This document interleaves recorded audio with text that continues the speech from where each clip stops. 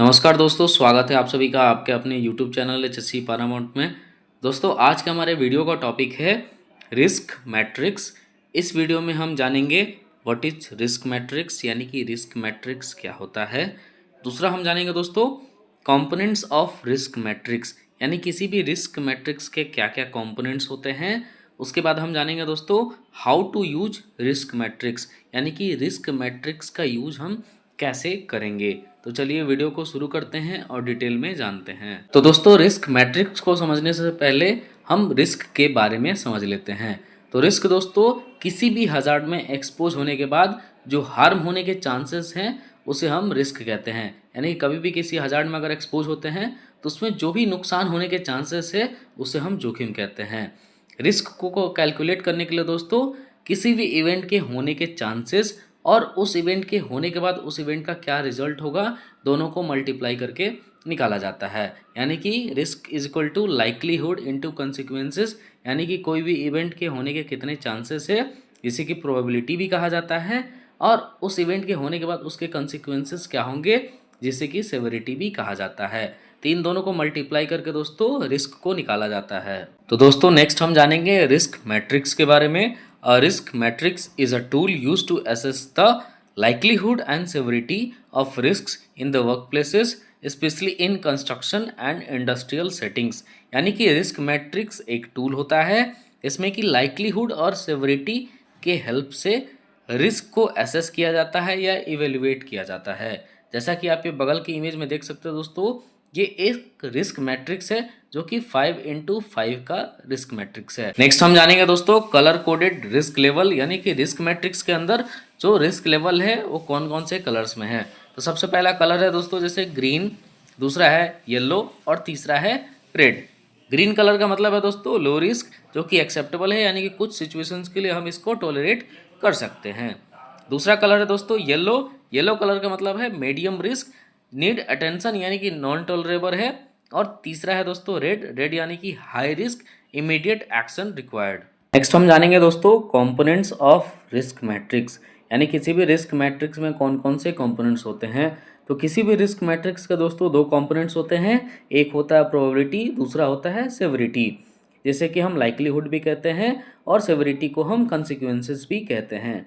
तो प्रोबेबिलिटी या लाइक्लीहुड के कौन कौन से कैटेगरीज होते हैं, तो इसके 1 to 5 कैटेगरीज होते हैं, जिसमें कि एक का मतलब होता है रेयर, दो का मतलब है अनलाइकली, तीन का मतलब है पॉसिबल, चार का मतलब है लाइकली और पाँच का मतलब है दोस्तों ऑलमोस्ट सर्टेन, यानी कि किसी भी इवेंट के होने के चांसेस है 1 to 5 तक। सेम जैसे हमने प्रोबेबिलिटी का दोस्तों कैटेगरीज देखा है, वैसे ही सेवरिटी का भी कैटेगरीज है, जिसमें कि 1 to 5 तक है। जिसमें कि एक का मतलब है इनसिग्निफिकेंट, दो का मतलब है दोस्तों माइनर, तीन का मतलब है मॉडरेट, चार का मतलब है मेजर और पाँच का मतलब है कैटास्ट्रॉफिक। ये किसी भी इवेंट के होने के बाद जो उसका रिजल्ट है उसको ये क्लासीफाई किया गया है 1 to 5 तक। नेक्स्ट हम जानेंगे दोस्तों how to use risk matrix, यानी किसी भी रिस्क मैट्रिक्स का हम यूज कैसे करेंगे। तो रिस्क मैट्रिक्स के यूज करने के कुछ स्टेप्स है दोस्तों, इसमें कि सबसे पहला स्टेप है आइडेंटिफाई द हजार्ड, यानी कि जो भी जॉब है उस जॉब में क्या हजार्ड है उस हजार्ड को आइडेंटिफाई करना। दूसरा है दोस्तों डिटरमाइन लाइक्लीहुड एंड सेवरिटी, यानी कि उस हजार्ड में या उस रिस्क में क्या क्या लाइक्लीहुड है और उसका कंसिक्वेंसेस क्या होगा या उसका सेवरिटी क्या होगा, उसको डिटरमाइन करना। तीसरा है दोस्तों plot on the risk matrix grid, यानी कि उसको रिस्क मैट्रिक्स के ग्रिड में प्लॉट करना, यानी कि लाइक्लीहुड और सेवरिटी को रिस्क मैट्रिक्स में प्लॉट करना। नेक्स्ट स्टेप है दोस्तों एसेस द रिस्क लेवल, यानी कि रिस्क लेवल को हमको एसेस करना है कि वो लो है, मीडियम है या हाई है। और उसके बाद है दोस्तों टेक कंट्रोल मेजर्स, यानी कि जब हम रिस्क को एसेस कर लेंगे कि रिस्क लो है, मीडियम है या हाई है, उसके बाद उसके लिए हम क्या कंट्रोल मेजर ले सकते हैं। तो दोस्तों अब हम जानेंगे कि एक एग्जाम्पल के हेल्प से कि रिस्क मैट्रिक्स का हम यूज़ कैसे करते हैं। तो सबसे पहले हम एक जॉब को आइडेंटिफाई कर लिया। 2 workers are doing erection work at 10 metre height without working platform, यानी कि दो वर्कर्स बिना वर्किंग प्लेटफॉर्म के 10 मीटर हाइट पे इरेक्शन का काम कर रहे हैं। ये एक जॉब हो गया। इसमें हमने हजार्ड को आइडेंटिफाई किया। तो हजार्ड है दोस्तों फॉल ऑफ पर्सन, यानी कि जो वर्कर्स है वो ऊपर से नीचे गिर सकते हैं।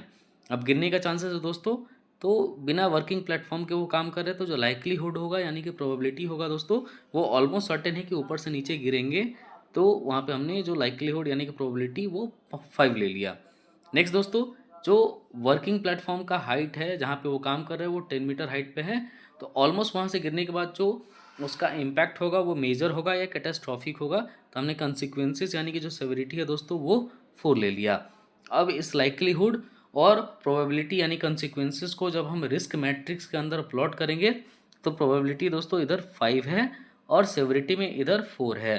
अगर दोनों को ही हम मैच करते हैं तो जो हमारा रिस्क लेवल आएगा दोस्तों वो होगा 20, क्योंकि रेड जोन में है, और रेड जोन में है तो जो रिस्क लेवल है दोस्तों वो हाई है, यानी कि इस रिस्क पे इमीडिएट एक्शन जरूरी है।